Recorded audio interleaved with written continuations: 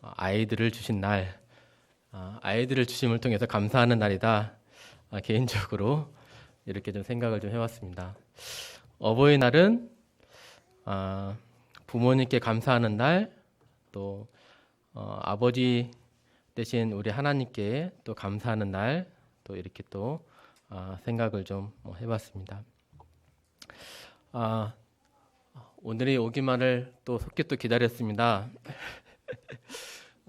빨리 끝내고 내일 아이들과 함께 지내게 될 그 시간을 파수꾼이 아침을 기다리듯이 이렇게 기다리면서 시간을 보내게 되었습니다.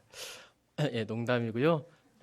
오늘 8과 하나님이 제정하신 직임 이렇게 말씀 드리도록 하겠습니다.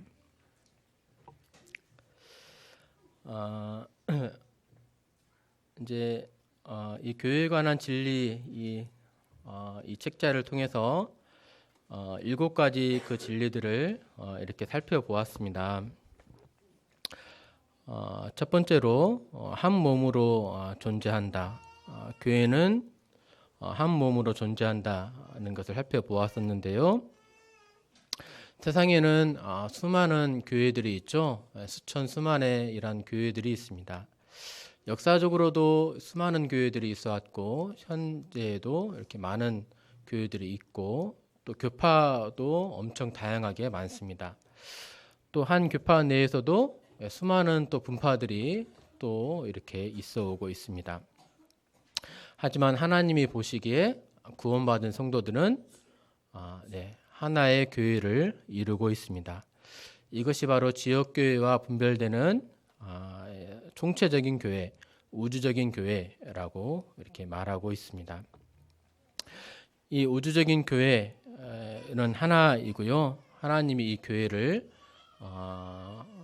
우리 예수님의 몸으로 이렇게 삼으셨습니다. 말씀을 이렇게 하셨죠.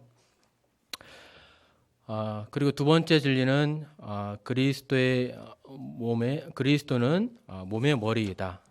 교회의 머리됨에 관해서 이렇게 말씀을 드렸습니다.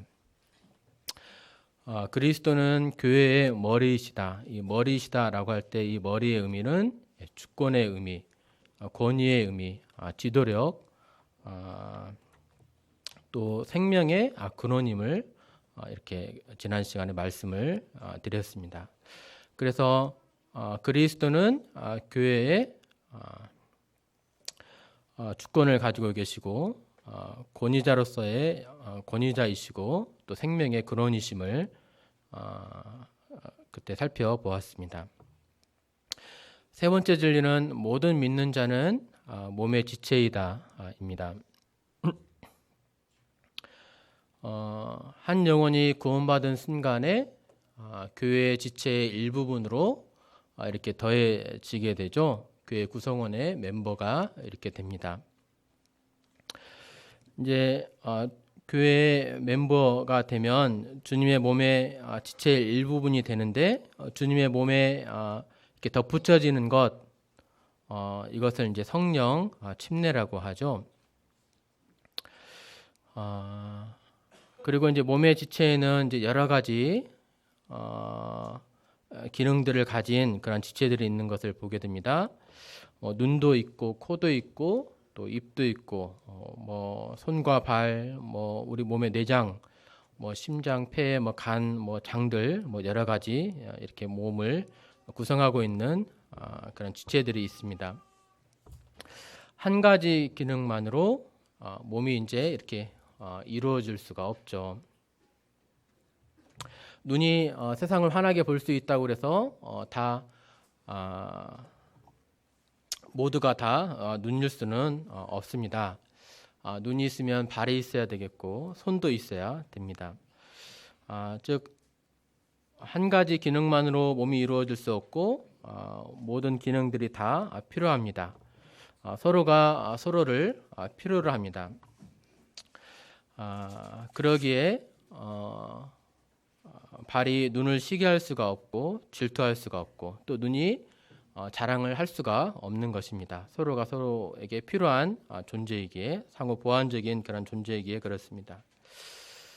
그리고 한 몸이기에 상호 간의 돌봄이 섬김이 사랑이 필요합니다. 이것이 이제 모든 믿는 자는 몸의 지체임을 말해주는 진리이고요. 네 번째 진리는 성령님은 교회 안에서 그리스도의 대리자이시다 입니다. 주님이 부활 승천하신 다음에 성령님을 이 땅에 보내주셨습니다.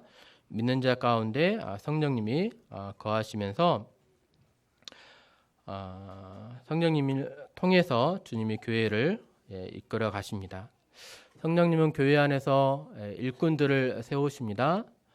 그리고 교회 안에 어떠한 일들을 맡기시고 역사해 가십니다. 자원하는 심령을 주셔서 성도를 하여금 일하게 하십니다. 또 은사를 주셔가지고 성도를 온전하게 하며 봉사의 일을 하게 하며 그리스도의 몸인 교회를 이렇게 세워 가십니다. 또 성령이 말할 수 없는 탄식으로 우리를 위해서 간구하고 계시고 또 영감도 이렇게 주십니다. 그러면서 그리스도는 성령님을 통해서 교회를 이끌어 가십니다. 다섯 번째 진리는 하나님의 교회는 거룩하다입니다. 교회라고 하면 에클레시아라고 말씀을 드렸는데 에클레시아의 의미는 불러낸 무리들을 가리킨다고 했습니다.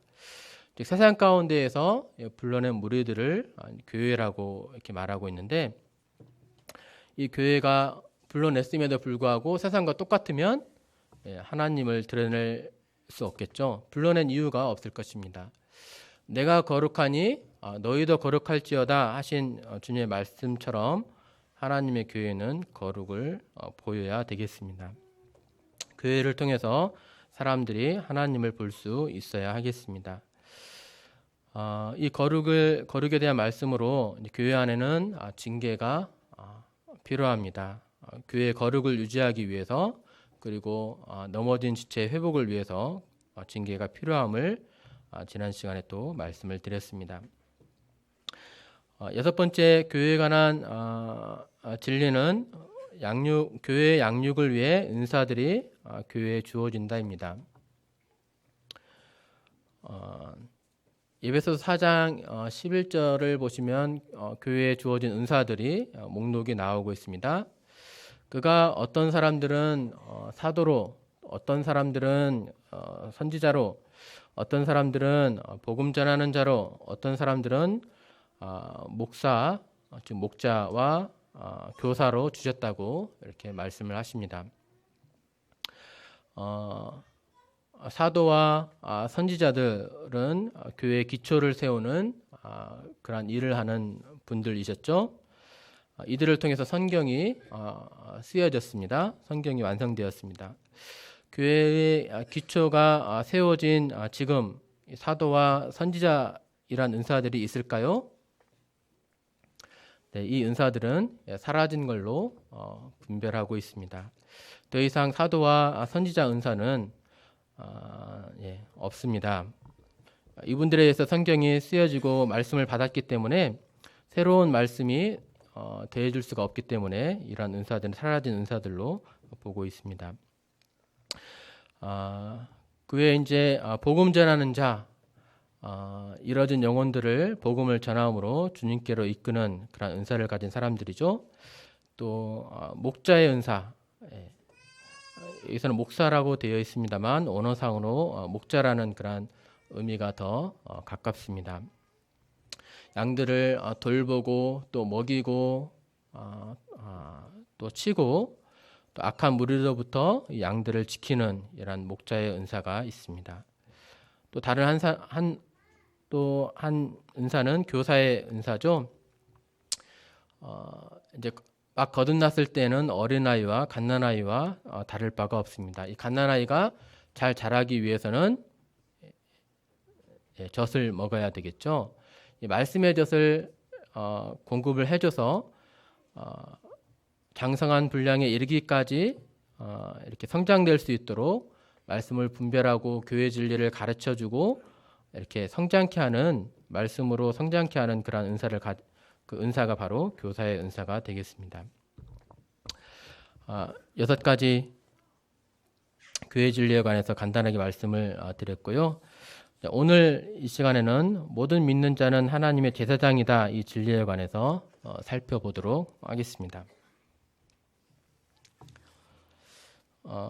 네 구절 말씀을 이렇게 찾아보았는데요. 먼저는 베드로전서 2장 5절입니다. 함께 형제님들만 함께 읽어보도록 하겠습니다. 형제님들입니다. 시작. 너희도 산돌같이 신령한 집으로 세워지고 예수 그리스도로 말미암아 하나님이 기쁘게 받으실 신령한 제사를 드릴 거룩한 제사장이 될지니라. 예, 감사합니다. 네, 이번에는 자매님들만 함께 읽어주시도록 하겠습니다. 베드로전서 2장 9절입니다. 자, 시작. 택하신 족속이요 왕같은 제사장들이요 거룩한 나라요 그의 소유가 된 백성이니 이는 너희를 어두운 데서 불러내어 그의 기이한 빛에 들어가게 하신 이의 아름다운 덕을 선포하게 하려 하심이라. 예, 감사합니다. 네, 말씀이 더 있습니다. 세 번째는 제가 완산구에 살기 때문에 완산구에 사시는 성도님들 또는 임실이나 정읍에 사시는 성도님들 함께 읽어주시겠습니다. 네, 완산구에 사시는 성도님들 계시록 1장 5절에서 6절 읽으시겠습니다. 시작. 우리를 사랑하사 그의 피로 우리 죄에서 우리를 해방하시고 그의 아버지 하나님을 위하여 우리를 나라와 제사장으로 삼으신 그에게 영광과 능력이 세세토록 있기를 원하노라. 아멘. 예, 감사합니다.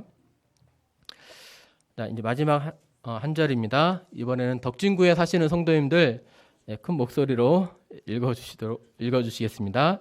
계시록 5장 10절입니다. 시작. 나라와 제사장들을 삼으셨으니 그들이 땅에서 왕 노릇 하리로다 하더라. 네, 방금 네 구절의 말씀을 이렇게 읽으셨습니다.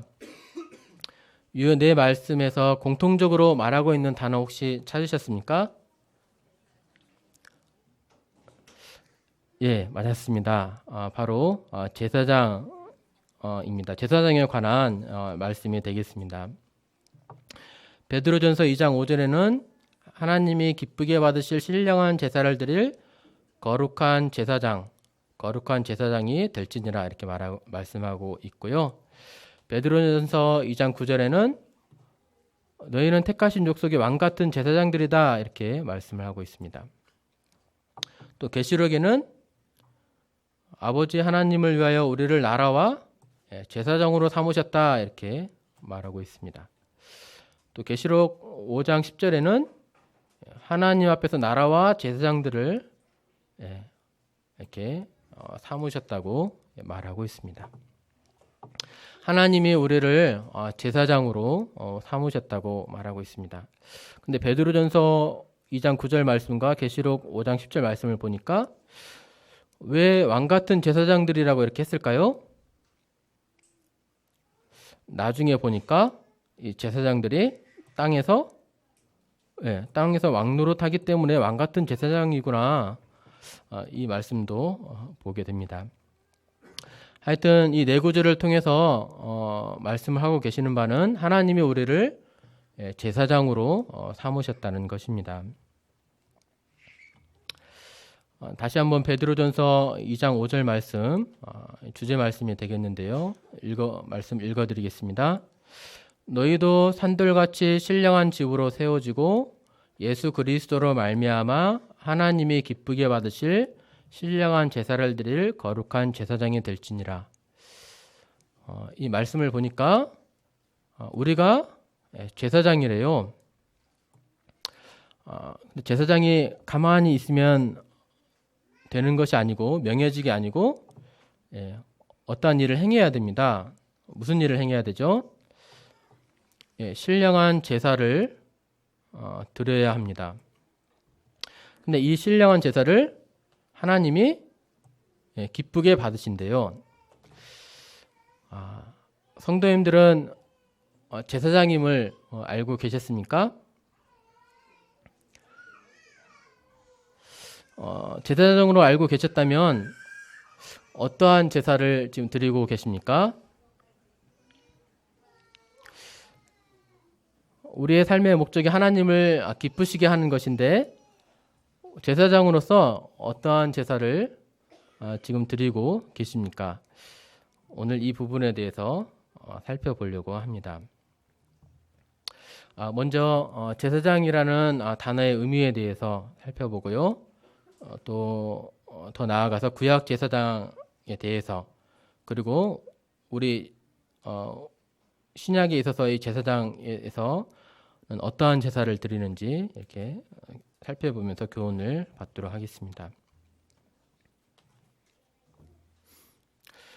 제사장이라는 낱말을 좀 찾아봤습니다. 그랬더니 하나님과 사람 사이에 이런 중보자로서 영적 활동의 중심에 서 있는 사람, 기도나 종교의 의식에서 활동하는 그런 자를 의미한다고 합니다. 하나님과 사람 앞에 서서 이제 말씀을 받아서 사람들 앞에 가르치기도 하고, 사람들이 가지고 온 그런 제물들을 하나님께 드리는 그런 사람이었습니다.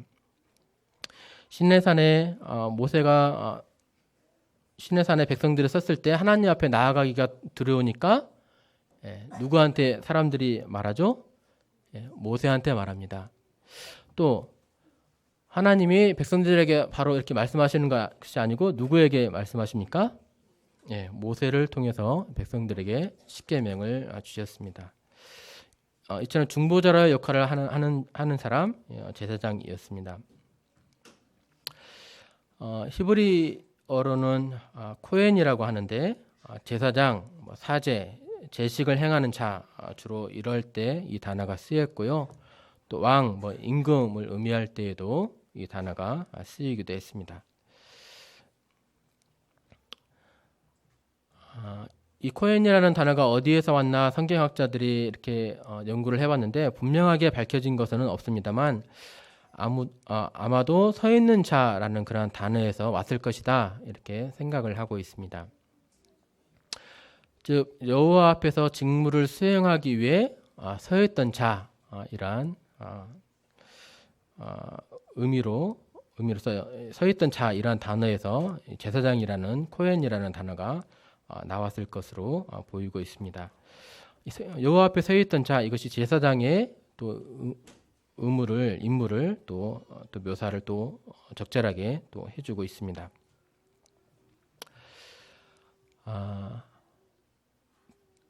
코헨이라는 그 단어, 제사장이라는 단어를 살펴봤고요. 이번에는 구약 제사장의 특징에 대해서 살펴보겠습니다. 구약의 제사장은 첫 번째로 아무나 제사장이 될 수가 없었습니다. 혈통을 따라서 제사장이 될 수가 있었습니다. 아무리 모세의 자손이라 할지라도 제사장이 될 수가 없었고, 하나님이 정하신 아론 자손만이 대제사장과 제사장이 될 수가 있었습니다. 그리고 이 당시에는 제사장은 남다른 옷을 입었습니다. 대제사장 특별히 더 화려한 그런 옷을 이제 입었습니다. 그리고 아무나 이 성소에 들어가서 또 지성소에 들어갈 수 있는 것이 아니고 오직 이들만이 성소에 들어가서 율법에 기록된 대로 제사를 드릴 수가 있었습니다. 오직 아론 자손만 제사장이 될 수가 있었는데, 민수기 3장 10절을 보시면 너는 아론과 그의 아들들을 세워 제사장 직무를 행하게 하라. 외인이 가까이 하면 죽임을 당할 것이니라. 다른 사람이 제사장 직무를 하지 못하게 하시고 하나님이 이 혈통을 따라서 제사장 직무를 이렇게 하도록 맡기셨음을 알게 됩니다. 그리고 제사장의 의복을 보면 제사장과 대제사장이 구분이 되는데 제사장은 속바지 또 속옷 관과 띠를 착용을 했고요. 대제사장의 경우에는 속옷 또 겉옷 또 에봇 흉패 관과 띠를 이렇게 착용을 했습니다. 제사장 의복은 출애굽기 28장 40절부터 42절에 이렇게 나옵니다. 읽어드리겠습니다. 너는 아론의 아들들을 위하여 속옷을 만들며 그들을 위하여 띠를 만들며 그들을 위하여 관을 만들어 영화롭고 아름답게 하되 너는 그것들로 내 형 아론과 그와 함께한 그의 아들들에게 입히고 그들에게 기름을 부어 위임하고 거룩하게 하여 그들이 제사장 직분을 내게 행하게 할지며 또 그들을 위하여 배로 속바지를 만들어 허리에서 두 넓적다리까지 이르게 하여 하체를 가리게 하라. 이렇게 제사장 의복에 대해서 하나님이 명하셨습니다. 대제사장 의복에 대해서도 하나님이 직접 명하셨습니다. 말씀들이 여러 나오는데 레위기서가 가장 짧아서 이 말씀으로 준비했습니다.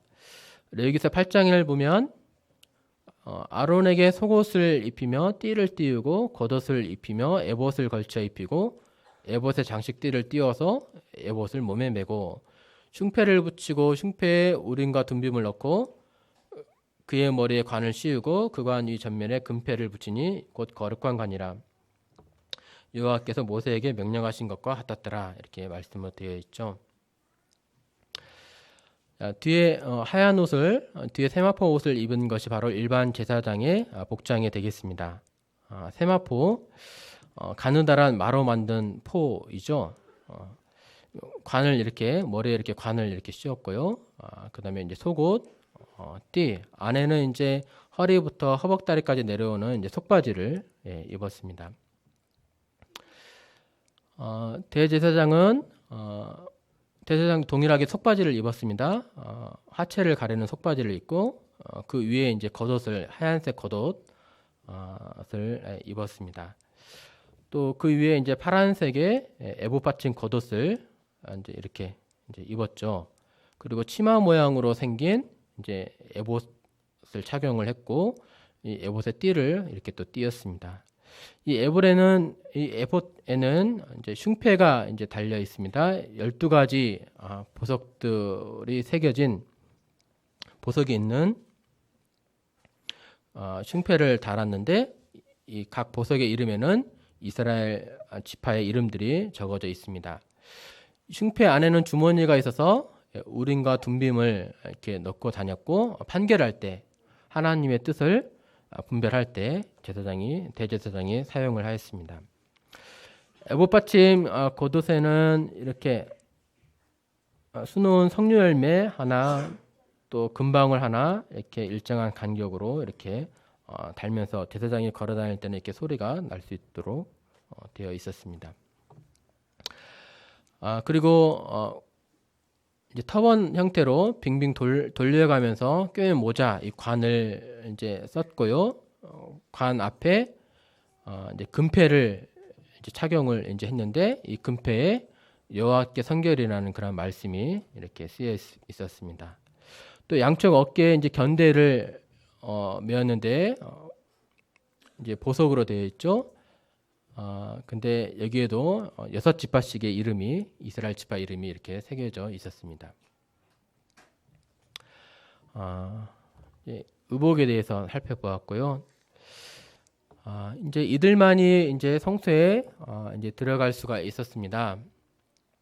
이스라엘 백성들을 성소의 직임에 따라서 나누어 본다면 대제사장, 제사장, 레위인 그리고 다른 지파 사람들로 이렇게 나누어 볼 수가 있을 것입니다. 이 중에 성소에 출입이 가능한 사람들은 대제사장과 제사장만 성소에 출입을 했습니다.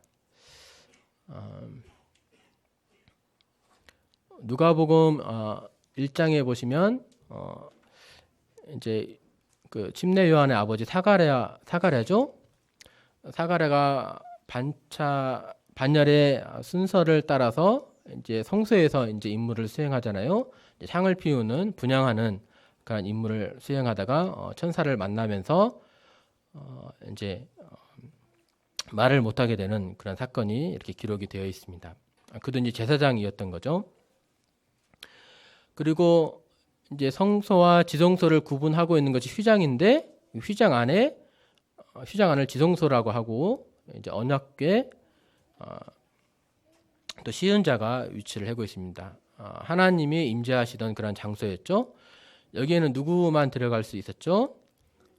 대제사장이 1년에 단 하루 대속죄일에만 이렇게 들어갈 수가 있었습니다.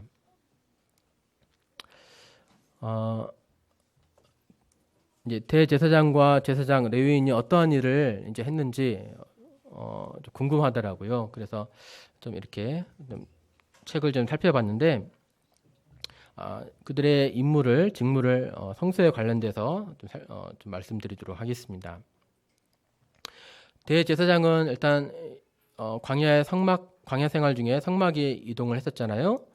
그때 성막의 설치, 철거, 이동을 이제 총괄한 사람이 바로 대제사장입니다.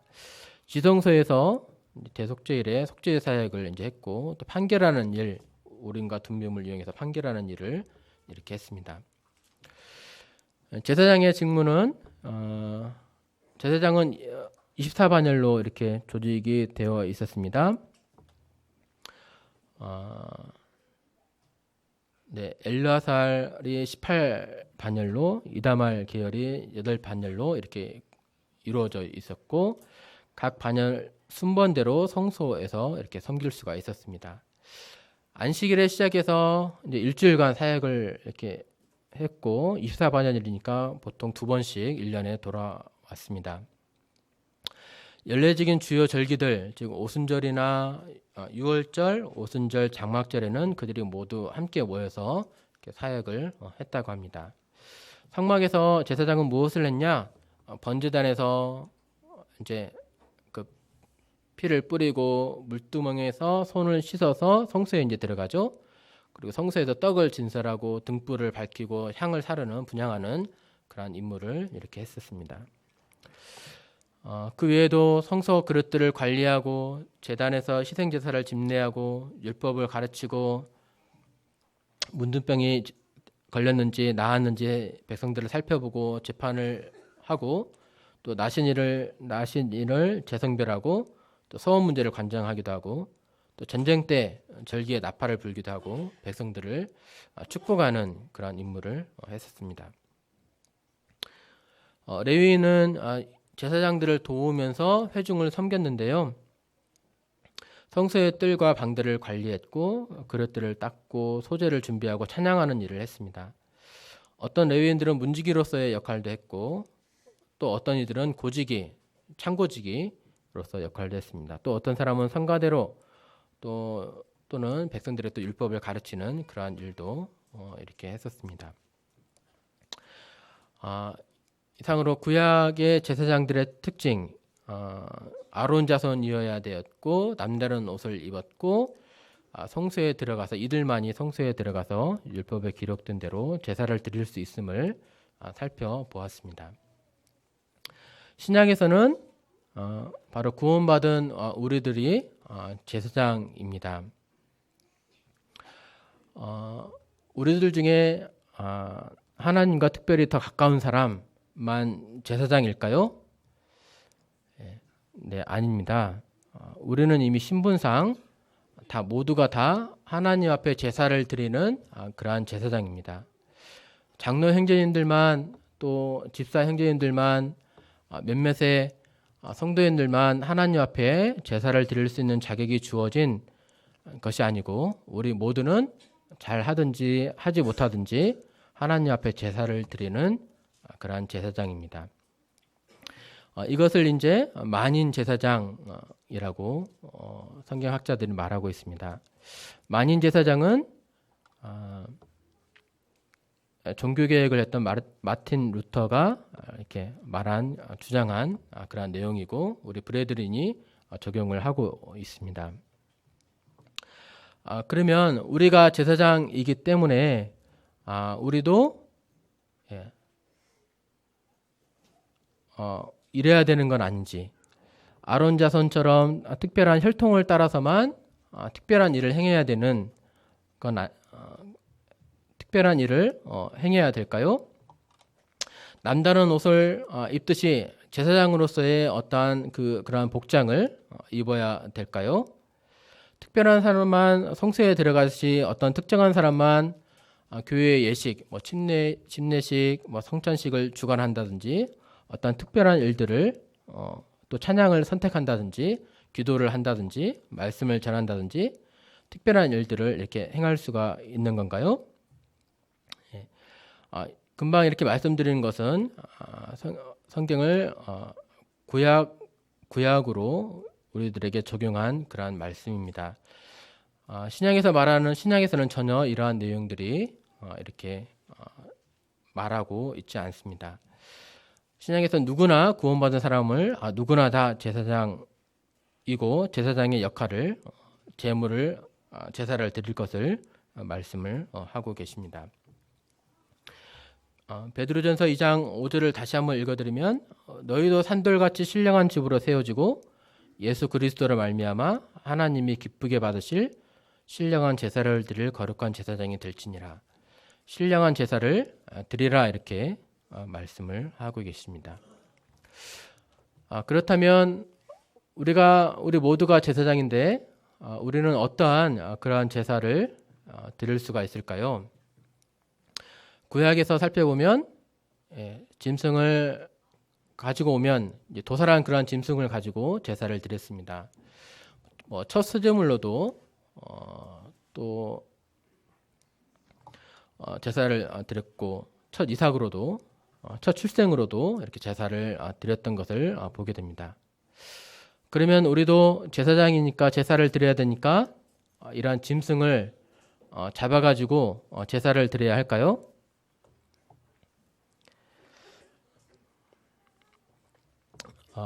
그것은 아니죠. 신약에서 하나님께서 명하신 제사가 있습니다. 우리는 무엇으로 이렇게 제사를 드리냐면 첫째는 우리 자신의 몸을 하나님 앞에 드림으로 거룩한 산제물로 드림으로 제사를 드립니다. 두 번째 자신의 제물로 제사를 드립니다. 첫 번째로는 헌물로 두 번째는 헌물로 제사를 드립니다. 세 번째로는 찬미의 제사로 하나님을 기쁘시게 하는 그러한 제사를 드릴 수가 있습니다. 네 번째로는 영혼을 주님께 드리는 복음 전파의 제사로 복음의 열매로 하나님이 기뻐하시는 이러한 제사를 드릴 수가 있습니다. 구약에서는 이러한 제사장의 역할이 어떠한 중보자로서의 이러한 역할을 했습니다. 어떤 사람들이 하나님과의 관계를 위해서 하나님께 드리기 위해서 이 짐승을 직접 하나님께 드릴 수 있는 것이 아니고 제사장에게로 가지고 와서 제사장이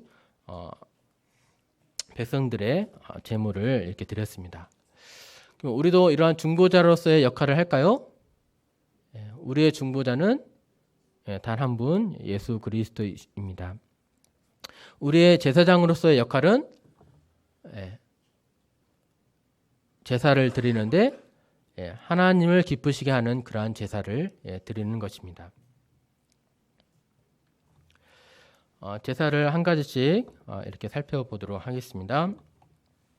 먼저는 자신의 몸을 드리는 그러한 제사입니다. 공동번역 성경으로 제가 말씀을 좀 준비를 해봤는데요. 로마서 12장 1절입니다. 그러므로 형제 여러분 하나님의 자비가 이토록 크시니 나는 여러분에게 권고합니다. 여러분 자신을 하나님께서 기쁘게 받아주실 거룩한 산 제물로 바치십시오. 그것은 여러분이 드릴 진정한 예배입니다. 진정한 예배 이것을 다른 번역본에서 찾아봤더니 공동번역에는 진정한 예배로 또 다른 번역에는 합당한 예배로 또 우리 개정개혁에는 영적인 예배로 이렇게 표현이 되어 있습니다. 이것이 주님 앞에 합당하다, 진정하다 이러한 의미죠. 앞에 첫 단어가 그러므로라고 되어 있는데 이러이러하기 때문에 이러한 예배를 드리는 것이 우리는 합당하다라고 말하고 있습니다. 거룩한 산제물로 하나님께 바치는 것이 합당한 예배입니다. 진정한 예배입니다.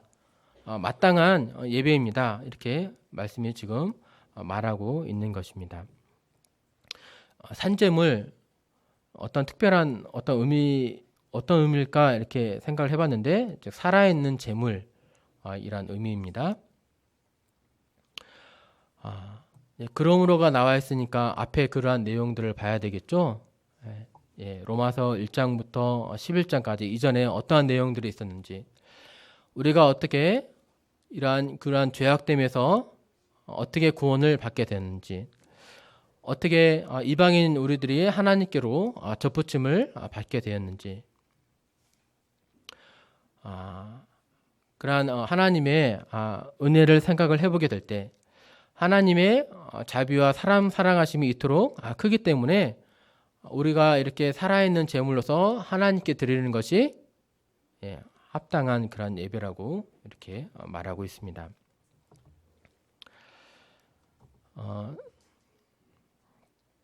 이 제물은 살아있는 제물입니다.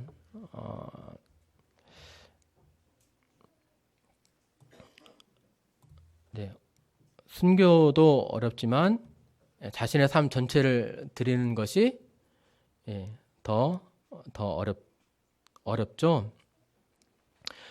살아있는 제물로서 평생의 삶을 드리는 것이 산제물로 드리는 것입니다. 한 번으로만 이렇게 드리고 끝나는 것이 아니고, 내 자신의 남은 그 여생을, 나의 모든 것을 하나님께 드리는 것. 마라톤 경주처럼 100m 달리기처럼 한 번 하고 이제 내 삶을 이제 살아야 되겠다, 이것이 아니고 평생에 걸쳐서 꾸준하게 하나님을 위해서 자신을 드리는 것이 산제물로 드리는 것입니다. 그리고 여기서 또 하나는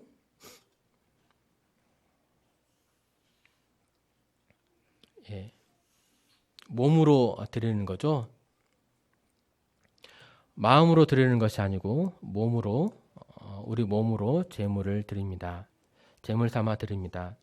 마음으로 하나님 사랑합니다 이렇게 표현하는 것이 아니고 몸으로 하나님 사랑을 실천하면서 우리는 드려야 되겠습니다. 그것이 우리에게 합당한 또 진정한 그러한 예배가 되겠습니다. 첫 번째는 이제 헌신을 말한다면, 두 번째 제사는 이제 헌물을 말하고 있습니다.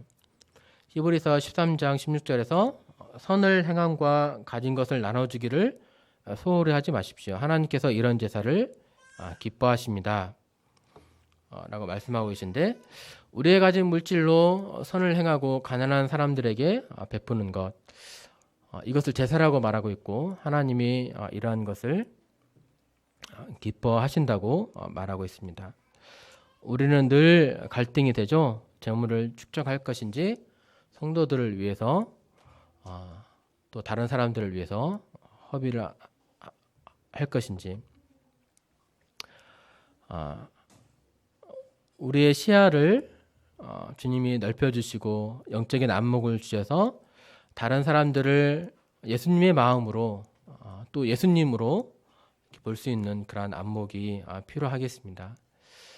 지극히 작은 자 하나에게 한 것이 곧 내게 한 것이라 이렇게 주님 말씀하셨죠.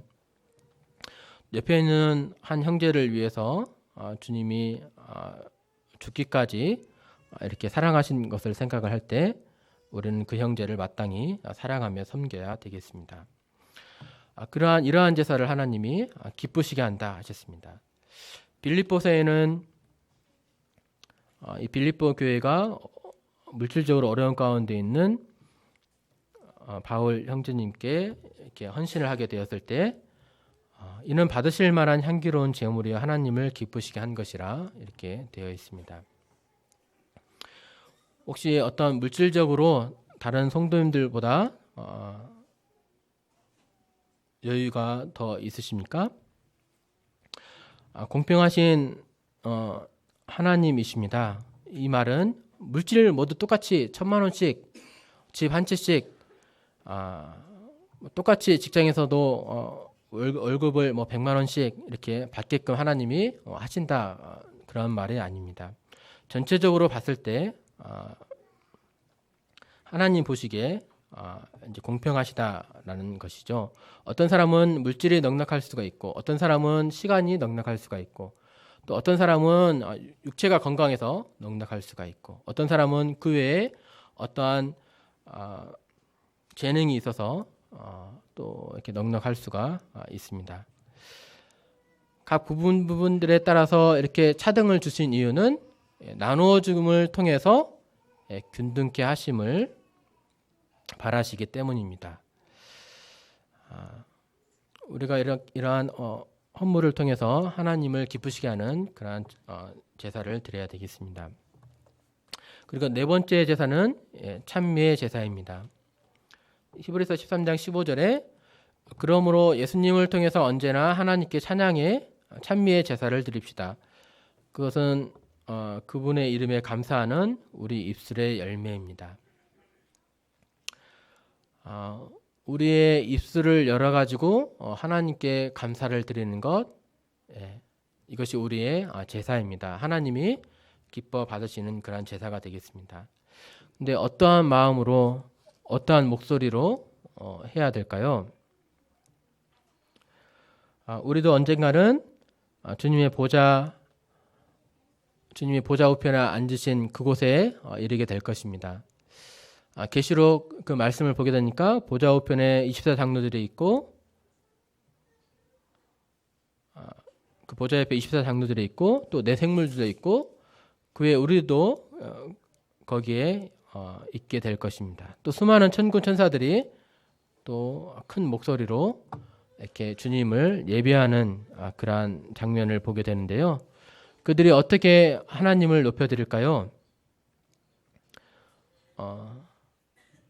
그냥 드려도 되고 안 드려도 되고 그냥 입만 벌리는 그런 마음으로, 딴 생각으로 이렇게 하나님을 높여드릴까요? 그 큰 무리들이 보좌에 앉아 계신 그 주님께 온 마음으로 큰 목소리로 자기의 힘을 다해서 큰 목소리로 찬양을 할 것입니다. 동일하게 이 가운데, 우리 교회 가운데 주님이 임하고 계십니다. 이 찬미의 제사를 지금 받고 계시죠? 그러면 어떠한 자세로, 마음으로 찬미의 제사를 제사장으로서 드려야 되겠습니까? 그곳에 있는 것처럼 우리도 온 마음으로 힘을 다해서 주님을 높여드려야 되겠습니다. 또 보니까 찬양으로만이 아니고 어떤 성도님들은 율동으로, 몸으로써, 또 어떤 성도님은 기도로, 또 어떤 성도님들은 시를 지어가지고 이렇게 하나님을 높여드리는 찬양의 제사를 드리기도 합니다. 네 번째 제사로는 영혼을 주님께 드리는 복음 전파를 통해서 제사를 우리는 드릴 수가 있습니다. 로마서 15장 16절에 이방인을 제물로 드리는 것이 성령 안에서 거룩하게 되어 받으실 만하게 하려 함이라 하면서 이방인을 제물로 드리는 것이 제사장 직분을 행하는 것이다, 이렇게 말씀하고 있습니다. 하나님이 기뻐하시는 또 다른 제사가 바로 이 복음 전파입니다.